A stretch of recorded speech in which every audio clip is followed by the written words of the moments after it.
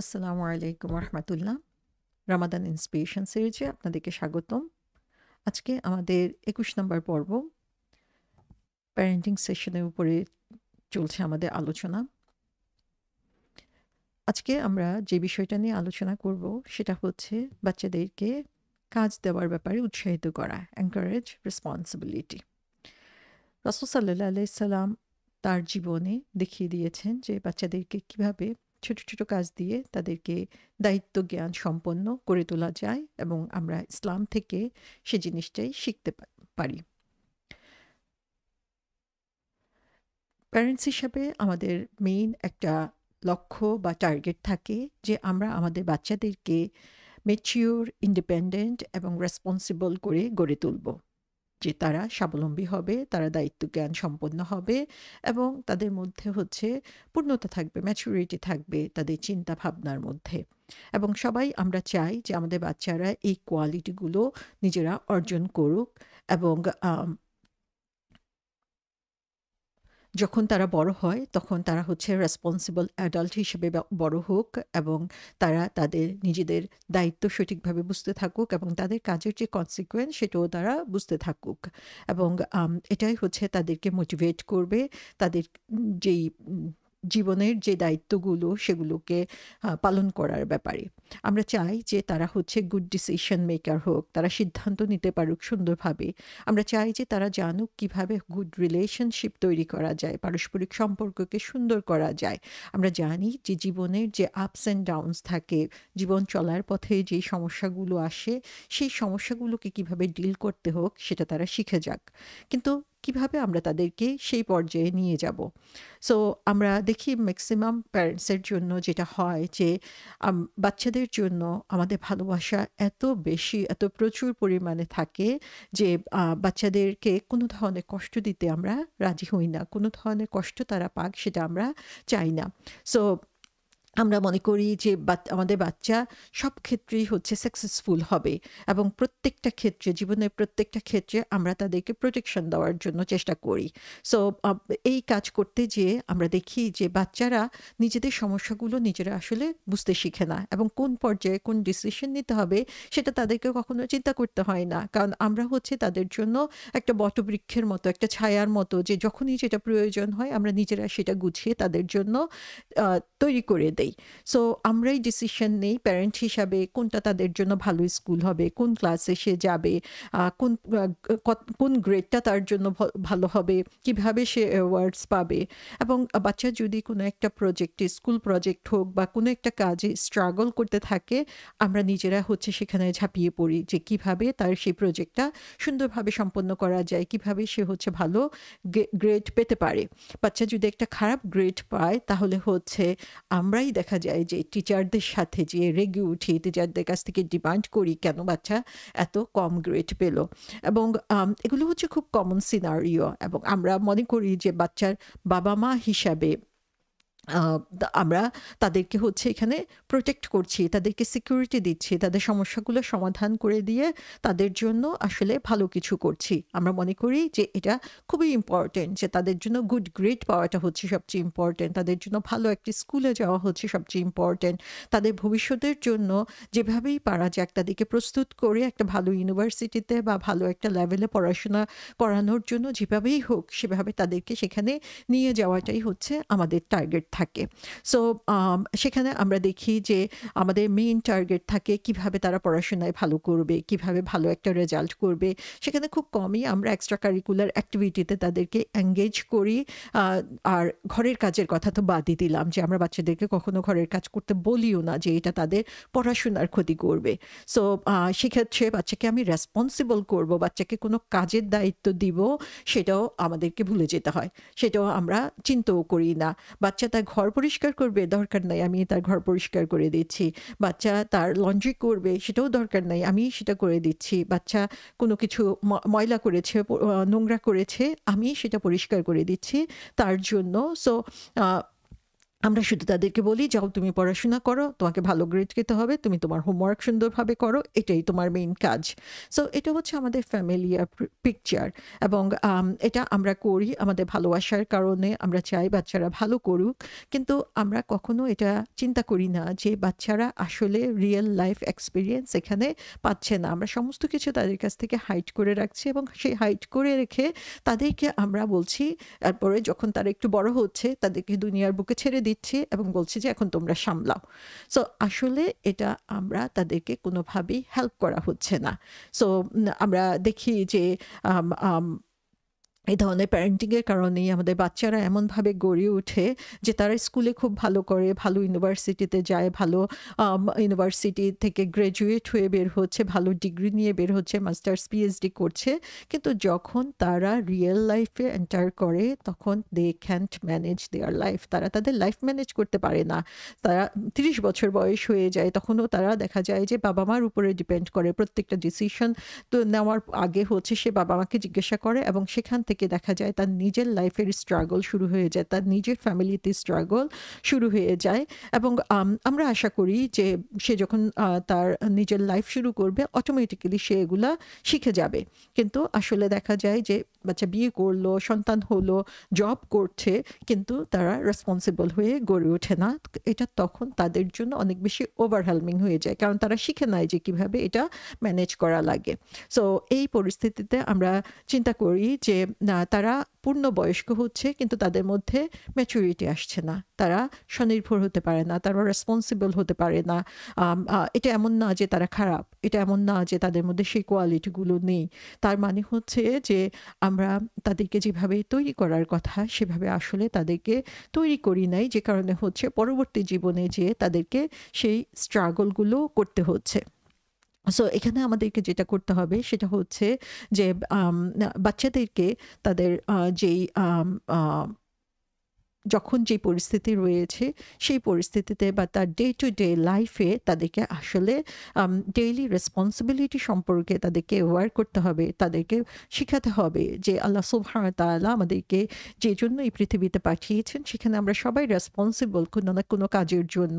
সেটা দুনিয়ার ছোটখাটো কাজ হোক আর আখিরাতের জন্য কাজ হোক, প্রত্যেকটা কাজের জন্য আমরা হচ্ছে রেসপন্সিবল এবং সেটার জন্য আমরা ছোটকাল থেকেই আসলে তাদেরকে ছোট ছোট কাজ দিয়ে শিখাতে পারি যে কিভাবে সেই কাজটাকে অ্যাকমপ্লিশ করতে হয়, কিভাবে কোনো কাজ করতে যেয়ে ফেইলিউর হলে সেখান থেকে বের হয়ে আসতে হবে, কিভাবে হচ্ছে তার মধ্যে রেসপন্সিবিলিটি ডেভেলপ করতে হবে। এই জিনিসগুলো হচ্ছে তখন আমাদেরকে আমরা তখন আস্তে আস্তে বাচ্চাদেরকে শিখাতে হবে। সো যখন বাচ্চারা একটু কষ্ট করে নিজের দায়িত্বে কাজগুলো করবে তখন তারা হচ্ছে আহ, কষ্ট করার বা পরিশ্রম করার যে ভ্যালু, যে মূল্যটা সেটা তারা বুঝতে পারবে। কোনো কিছু পাওয়ার যে আনন্দটা তখন সেটা তারা ফিল করবে। কারণ সবকিছু অটোমেটিক্যালি যখন পেয়ে যাচ্ছে কোনো কষ্ট ছাড়া তখন তাদের কাছে কিন্তু এটার কোনো ভ্যালু থাকবে না। সো যখন তারা হচ্ছে এই ছোট ছোট কাজ করে অভ্যস্ত হবে, নিজে থেকেই শিখবে যে কিভাবে তার সমস্যাগুলোকে ওভারকাম করতে হয়, কিভাবে কাজটাকে আরো সুন্দর করা যায়, কিভাবে তার কাজগুলো কমপ্লিশনের মাধ্যমে সে হচ্ছে জীবনে সাকসেস ফিরে পাচ্ছে, তখন সে তার মধ্যে আসলে একটা সেন্স অফ অ্যাকমপ্লিশমেন্ট তৈরি হয়ে যায় যে সে তখন তার এই কাজ করে হচ্ছে সন্তুষ্ট হয়। তাহলে এই একদিক থেকে হচ্ছে তাদেরকে রেসপন্সিবিলিটি ডেভেলপ হচ্ছে, তারা তাদের নিজের কাজ করতে শিখছে এবং কাজ করে সফল হলে সেখানে তারা তাদের জীবনের আনন্দ খুঁজে পাচ্ছে। আরেকটা হচ্ছে যে আমরা এর মাধ্যমে আসলে একটা ইন্ডিপেন্ডেন্ট বাচ্চা তৈরি করছি এবং এই ইন্ডিপেন্ডেন্ট বাচ্চা তৈরি করার মাধ্যমে তাকে পরবর্তী জীবনের জন্য প্রস্তুত করে দিচ্ছি। যে সময় আমি তার সাথে থাকবো না, আমি তার সমস্যাগুলো জানবো না, কিন্তু সে নিজেই হচ্ছে সমস্যাগুলো জানতে এবং বুঝতে শিখবে এবং সেখান থেকে কিভাবে বের হয়ে আসতে হয় সেটাও তখন তার মধ্যে প্র্যাকটিস বা তার ট্রেনিংটা সেখানে হয়ে যাবে। আমরা যদি ইব্রাহিম আলাইসাল্লামের কথা চিন্তা করি, যে ইব্রাহিম আলাইসাল্লাম স্বপ্নে দেখলেন যে তার ছেলে ইসমাইলকে হচ্ছে জবাই করতে হবে এবং তিনি জানেন যে তার যে স্বপ্নটা এটা আল্লাহর পক্ষ থেকে এসেছে এবং তার জন্য এটা একটা নির্দেশ যে এটা তাকে করতেই হবে। কিন্তু তিনি কি করেছেন? তিনি সেই বড় ডিসিশনটা নেওয়ার আগে তিনি তার সন্তানকে ইসমাইল আলাহ ইসলামকে জিজ্ঞাসা করলেন। তার তখন 12 কি 13 বছর বয়স, কিন্তু সেই সময় এরকম একটা বিরাট একটা ব্যাপারে তিনি ইসমাইল আলাহ ইসলামকে সরাসরি জিজ্ঞাসা করলেন যে আল্লাহ সুবহানাহু ওয়া তাআলা আমাকে স্বপ্নে এই নির্দেশটা দিয়েছেন, তুমি কি বলো? এবং ইব্রাহিম আলাইসাল্লাম এর এই প্রশ্নের জবাবে ইসমাইল আলাইসাল্লাম কি জবাব দিলেন? তখন ইসমাইল আলাইসাল্লাম ছোট্ট একটা বাচ্চা, বলা যায় 12-13, মাত্র টিনের মধ্যে প্রবেশ করেছে, টিন এইজের মধ্যে, আমরা তখনও তাদেরকে নার্চারিং করি ছোট বাচ্চার মতো।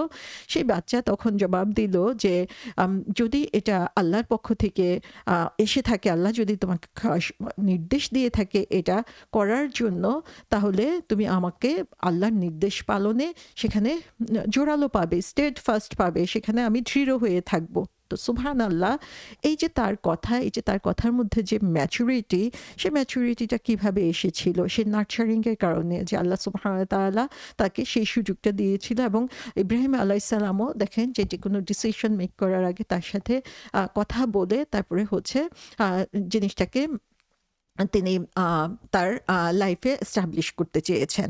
সো এমনিভাবে আমরা দেখি যে রাসূল সাল্লাল্লাহু আলাইহি ওয়াসাল্লামও হচ্ছে তার জীবনের বিভিন্ন সময়ে বাচ্চাদের সাথে যেভাবে ইন্টারেক্ট করতেন, বাচ্চাদেরকে হচ্ছে বিভিন্ন সময় কাজ দিতেন এবং তাদের মাধ্যমে তাদেরকে সেভাবে রেসপন্সিবল করে গড়ে তুলতেন।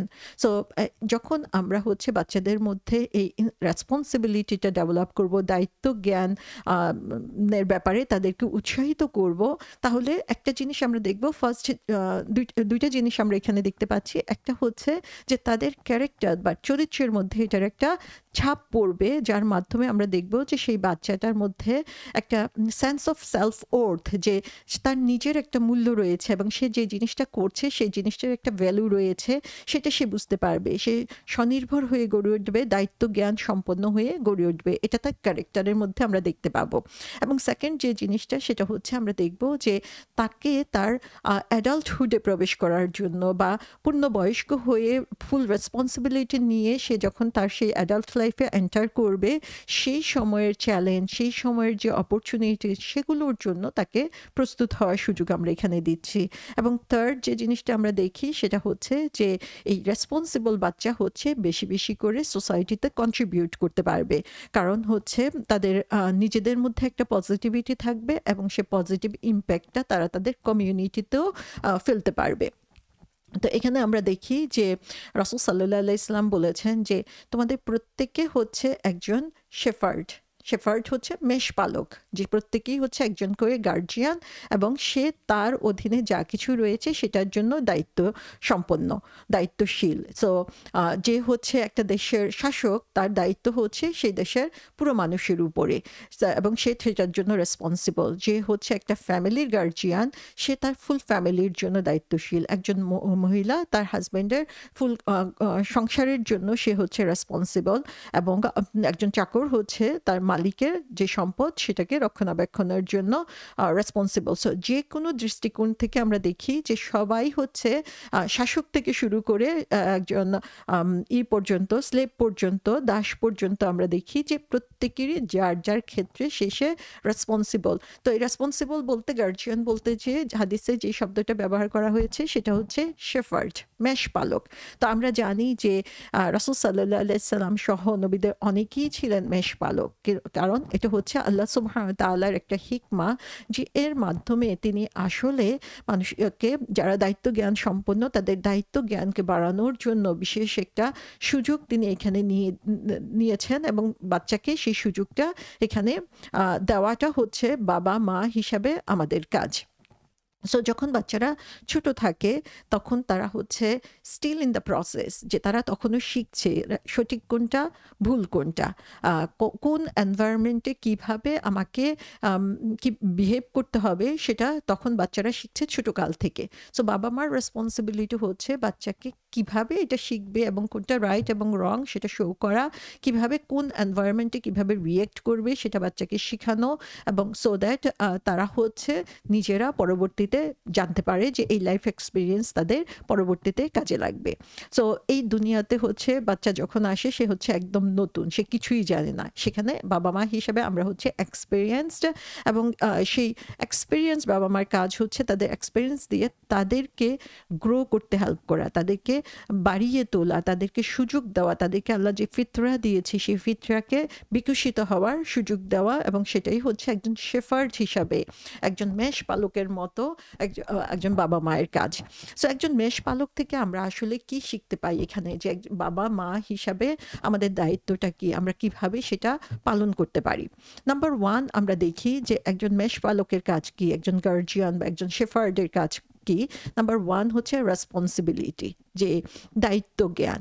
সো আমি যখন শেফার্ড, তার মানে হচ্ছে যে আমি কারো আন্ডারে কাজ করছি এবং সে হয়তোবা আমাকে হায়ার করেছে আমাকে সেই কাজটা করার জন্য, এবং যখন সেই কাজটা আমি করছি, সো আমি বলতে পারবো না এসে আমার মালিককে যে ও আচ্ছা আমি আমার ভেড়াটা হারিয়ে ফেলেছি, তাই এটা তাদের দোষ, এটা আমার কোনো দোষ নাই। কারণ এটা কোনো ব্যাপারই না যে সেই ভেড়াটা কিভাবে হারালো, আমার কাজ ছিল সেগুলোকে দেখে রাখা।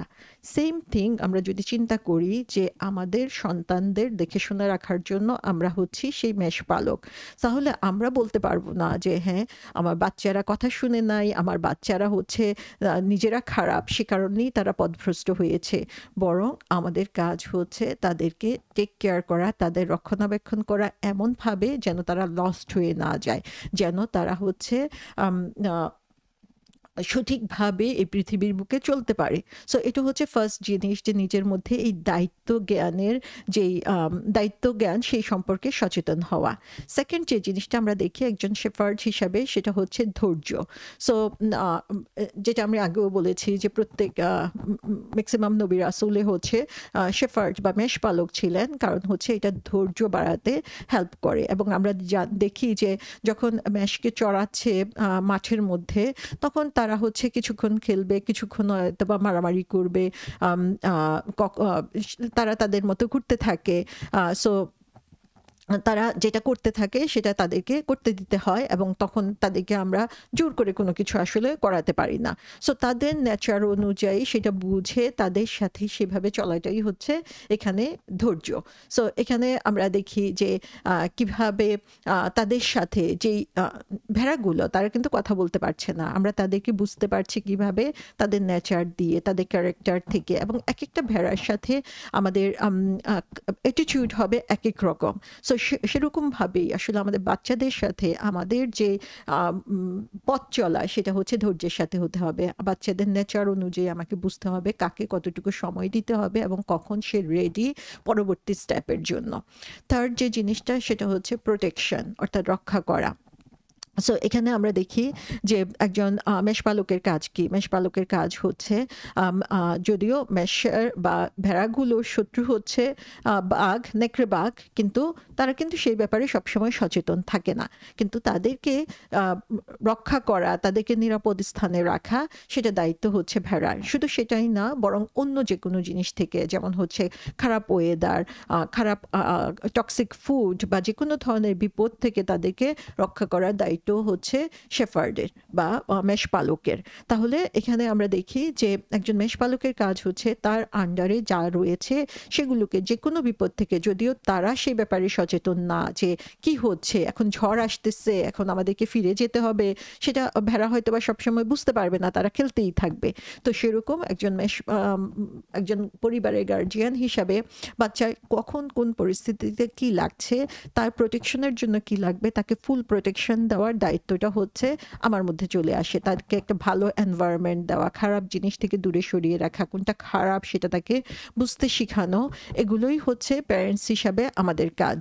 সো যখন যার সাথে যেভাবে চলা দরকার ঠিক সেভাবেই আমরা তাদেরকে শিখাবো, এবং সেভাবেই তাদেরকে হচ্ছে সেই জাহান্নামের আগুন থেকে রক্ষা করার জন্য এই দুনিয়ার ব্যাপারে আমরা চেষ্টা করব।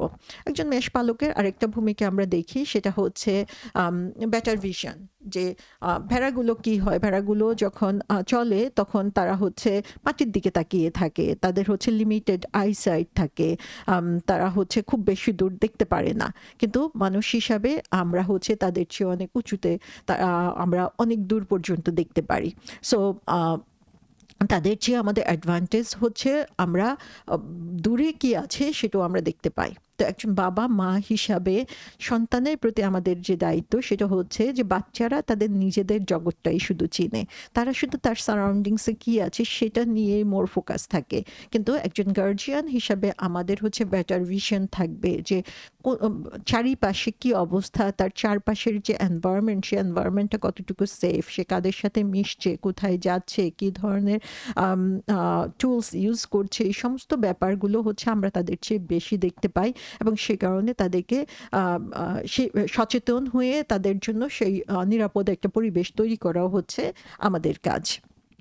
সো এখানে আমরা দেখি যে আমরা প্রত্যেকেই হচ্ছে আমাদের সারাউন্ডিংসে যা কিছু আছে সেগুলো দিয়ে এফেক্টেড হই। সে কারণে হচ্ছে আমরা আমাদের সন্তানদেরকে আমরা নিজেরা রেসপন্সিবল হব এবং সাথে সাথে আমাদের সন্তানদেরকে আমাদের সারাউন্ডিংস সম্পর্কে রেসপন্সিবল করে তুলব। এটাই হচ্ছে আল্লাহ সুবহানাহু ওয়া তাআলা আমাদের কাছে চান। এই কারণেই তিনি আমাদেরকে সন্তানদের জন্য গার্জিয়ান অথবা তাদের জন্য শেফার্ড হিসাবে বলেছেন, রাসূল সাল্লাল্লাহু আলাইহি ওয়াসাল্লাম বলেছেন। রাসূল সাল্লাল্লাহু আলাইহি ওয়াসাল্লাম আমাদেরকে শিখিয়ে দিয়েছেন যে বয়স অনুযায়ী কিভাবে কার সাথে কি ধরনের ব্যবহার করতে হবে। যে কোনো বয়সে যে কোনো রেসপন্সিবিলিটি আমরা দিতে পারি না, সে কারণে তার বয়স অনুযায়ী আমাদেরকে চিন্তা করতে হবে। যেমন বলা হয়েছে যে 7 বছর বয়সে তাকে নামাজ শিখাও, তখন কিন্তু তার সাথে হার্ড হতে, তার সাথে কঠিন হতে বলা হয় নাই। তার মানে সেই সময়ে তার জন্য যে রেসপন্সিবিলিটি সেটা হচ্ছে বাচ্চাকে শিখানো যে নামাজ কিভাবে করতে হয়। এরপরে তাকে আরও রেসপন্সিবল হতে হবে 10 বছর বয়সে, যে তখন তার সাথে হচ্ছে হার্ড হতে বলা হয়েছে। সো বয়স অনুযায়ী আমাদেরকে ডিসিশন নিতে হবে যে কোন বয়সে তার জন্য কোনটা অ্যাপ্রোপ্রিয়েট, সে অনুযায়ী আমাদেরকে তাদের সেই রেসপন্সিবিলিটি দিতে হবে। সো বাচ্চাকে আমরা এমনভাবে তৈরি করব যে সে নিজেকে ইউজলেস মনে করবে না। সে তার মধ্যে কিছু স্কিলস ডেভেলপ করে দিতে হবে। সেই স্কিলসগুলোকে নার্চার করতে হবে। আল্লাহ সুবহানাহু ওয়া তাআলা সবাইকেই কিছু না কিছু গুণাবলী দিয়ে দিয়েছেন। তো একজন শেফার্ড হিসেবে আমাদের কাজ হচ্ছে সেই গুণগুলোকে বের করে নিয়ে আসা, যে কার মাঝে কি আছে এবং সেগুলোকে নার্চার করা, সেগুলোকে বাড়িয়ে তুলতে সাহায্য করা। সো একদম ছোটকাল থেকেই আসলে আমরা এই রেসপন্সিবিলিটি প্র্যাকটিস করতে পারি এজ অ্যাপ্রোপ্রিয়েটলি, এবং স্লোলি সেটা থেকে তাকে আপগ্রেড করতে পারি। যখন সে ফুললি রেসপন্সিবল হবে তখন সেটা তার জন্য কোনো সারপ্রাইজ হবে না। সো একদম প্রি স্কুল থেকে আমরা এটা শুরু করব এবং যখন টুকটাক জিনিসে তাদেরকে হেল্প করার জন্য যখন তারা হচ্ছে টিনেজে যাচ্ছে এবং আরেকটু বড় হচ্ছে, তখন দেখা যাবে যে তাদেরকে আস্তে আস্তে আমরা মোর রেসপন্সিবিলিটি দিতে পারবো। যেমন ছোট একটা বাচ্চাকে আমরা হয়তো বা বলতে পারি যে খাবার টেবিলে যখন সে বসবে তুমি তোমার প্লেটটা নিয়ে আসো। So that's enough for the little one, যে তারা তাদের যদি জানে যে তাদের প্লেটটা অথবা তাদের গ্লাসটা নিয়ে এসে বসতে হবে, তারপরে তাদেরকে খাবার দেওয়া হবে, তাহলে ফার্স্ট স্টেপ ডান। তারপরে যখন তারা একটু বড় হবে তখন তাদেরকে শেখানো যে তোমার নিজের প্লেটটা তোমাকে নিজেই ধুইতে হবে এবং এটাকে হচ্ছে তুমি কোথায় রাখতে হবে সেটাও আমরা দেখিয়ে দিলাম এবং সেখানে তাকে রেগুলার রাখার ব্যাপারে উৎসাহিত করতে হবে। সো আমরা দেখি যে এসব ব্যাপারে আমরা কাজ করানোর ব্যাপারে আমরা আমাদের মেয়েদেরকে যেভাবে বিভিন্ন কাজ শেখানোর ব্যাপারে আগ্রহী হই, আমাদের ছেলেদেরকে কিন্তু আমরা ঘরের কাজ একদমই শিখাই না। কিন্তু এটার মাধ্যমে আমি আসলে যদিও তার প্রতি ভালোবাসা প্রদর্শন করছি, আসলে আমি তার ভবিষ্যৎটাকে একদমই নষ্ট করে দিচ্ছি। সো এরকমভাবে আস্তে আস্তে আমরা হচ্ছে তাদের বয়স অনুযায়ী তাদের কাজ দিব। যখন আরেকটু বড় হবে তখন তাকে হচ্ছে আমরা আমাদের কুকিংয়ে অথবা ক্লিনিংয়ে হেল্প করতে বলতে পারি, ঘর পরিষ্কার করতে, তার নিজের রুম ক্লিন রাখতে, এসব ব্যাপারে তাকে আমরা শিখাতে পারি। সো একটু একটু করে তাদেরকে সেই কাজগুলোতে ইনভলভ করতে হবে। সো এ ব্যাপারে আমরা দেখি যে রাসূল সাল্লাল্লাহু আলাইহি সাল্লামের সাথে যে ইন্টারেকশন হতো, সেখানে যখন তারা ছোট ছিল রাসূল সাল্লাল্লাহু আলাইহি সাল্লাম তাদেরকে ছোট ছোট জিনিস দিয়ে তাদের কাছে এসেছেন, ছোট ছোট কাজ দিয়েছেন এবং পরবর্তীতে তিনি দেখেছেন যে কার মধ্যে কোন গুণাবলীটা প্রকট ছিল এবং সেভাবেই হচ্ছে তাকে দায়িত্ব দিয়েছেন। যেমন মুআজ রাদিয়াল্লাহু আনহুর ব্যাপারে আমরা জানি যে তিনি তার সাথে এত আন্তরিক ছিলেন, ছোটকাল থেকেই হচ্ছে তাকে ইসলাম তিনি শিখিয়েছেন, ইসলামের বিভিন্ন দিক শিখিয়েছেন। তিনি যখন একটু বড় হয়েছেন তখন তিনি তাকে ইয়েমেনে পাঠিয়ে দিলেন সেখানে ইসলাম প্রচার করার জন্য। তাহলে এই যে ছোটকাল থেকে একটু, একটু করে কাজ দেওয়ার পরে তাকে এখন একটা বিরাট দায়িত্ব দিয়ে তিনি পাঠিয়ে দিলেন এবং অল্প বয়সেই তাকে সেই দায়িত্বটা দেওয়া হয়েছে। আব্দুল্লাহ ইবনে আব্বাস রাদিয়াল্লাহু আনহুর কথা আমরা জানি যে তার সাথে রাসূল সাল্লাল্লাহু আলাইহি ওয়াসাল্লামের অনেক ক্লোজ কানেকশন ছিল। তাকেও তিনি ছোটকাল থেকে টুকটাক কাজ দিয়ে বিভিন্নভাবে তাকে তিনি রেডি করেছেন। মাত্র ১৩ বছর বয়সে ফার্স্ট যে ইন্টারন্যাশনাল এক্সপেডিশন হলো ইসলামের, রোমে যেতে হলো, সেই ফার্স্ট ইন্টারন্যাশনাল এক্সপেডিশনের লিডারশিপ দেওয়া হলো আব্দুল্লাহ ইবনে আব্বাস রাদিয়াল্লাহু আনহুকে, যেখানে হচ্ছে আরও প্রমিনেন্ট সাহাবা আবু বকর, ওমর, ওসমান, আলী, তাদের মতো প্রমিনেন্ট সাহাবারা যেখানে ছিল সেখানে আব্দুল্লাহ ইবনে আব্বাস রাদিয়াল্লাহু আনহুকে করে হলো তার সেই গ্রুপের লিডার। তো এখানে আমরা দেখি যে রাসূল সাল্লাল্লাহু আলাইহি ওয়াসাল্লাম কিভাবে ধীরে ধীরে তাদেরকে নার্চার করেছেন এবং পরবর্তীতে তাদেরকে রেসপন্সিবিলিটি দিয়েছেন, দায়িত্ব দিয়েছেন যেন তারা হচ্ছে নিজেরা একজন রেসপন্সিবল পারসন হিসেবে গড়ে উঠতে পারে।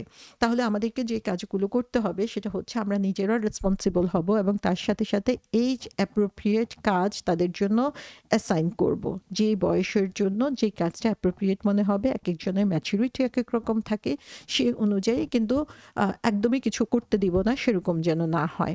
এবং সাথে সাথে হচ্ছে আমরা তাদেরকে প্রবলেম সলভিং স্কিল শিখাবো, যে তারা যে চ্যালেঞ্জের মধ্য দিয়ে যাচ্ছে সমস্ত কিছু আমি তাদের মুখে তুলে দিব, তাদের কাজ রেডি করে দিব সেটা না, বরং তাদেরকে সময় দিব যেন তারা নিজেরা সেটা থেকে বের হয়ে আসার জন্য চেষ্টা করতে পারে। যখন আমরা দেখব যে তারা চেষ্টার পরও তারা পারছে না অথবা ইমিডিয়েট ডেঞ্জার রয়েছে, তখন আমরা তাদের উপর সাথে ঝাঁপিয়ে পড়ব। কিন্তু এর আগ পর্যন্ত ছোটোখাটো জিনিসগুলোর ব্যাপারে তাদেরকে আমরা ছেড়ে দিব যেন তারা নিজেরা নিজেদের ডিসিশন নিতে পারে এবং তাদেরকে স্বনির্ভর হতে আমরা সাহায্য করব। যে আমরা তাদেরকে ইসলামিক ভ্যালুগুলো শিখাবো, যে কোনটা করা উচিত কোনটা করা উচিত না, ইসলামিক হিস্ট্রি থেকে, স্টোরি থেকে আমরা তাদেরকে বিভিন্ন সমস্যার সাথে আমরা তাদেরকে পরিচিত করব এবং তাদেরকে স্বনির্ভরভাবে ছেড়ে দিব যেন তারা তাদের যে যখন সেই পরিস্থিতি আসবে সেই ধরনের পরিস্থিতি সেখানে তারা সঠিক সিদ্ধান্তটা নিতে পারে।